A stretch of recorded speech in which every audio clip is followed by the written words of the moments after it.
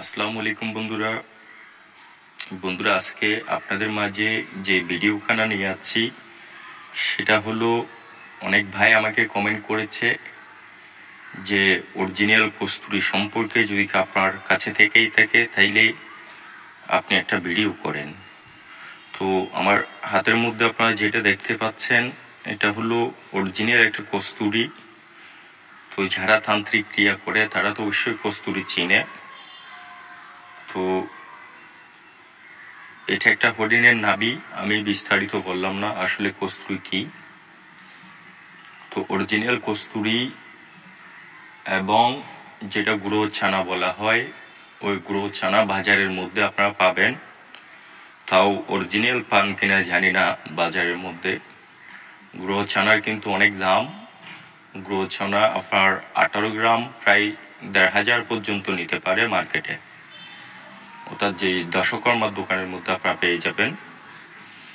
তো ওই ধরনের গুঁড়ো ছানা আমার কাছে রয়েছে অরিজিনাল। আমি অরিজিনাল গুঁড়ো ছানা সংগ্রহ করেছি, কোনো দোকান থেকে নয়। ওগুলা হলো যারা মাংস কাটে তাদের কাছে অনেক সময় তারা পেয়ে যায় ওই গুঁড়ো ছানা,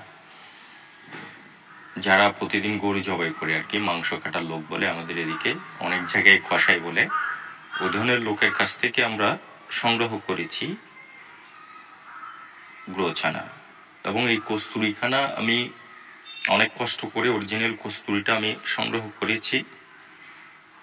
তো কারো যদি প্রয়োজন হয় কস্তুরী আর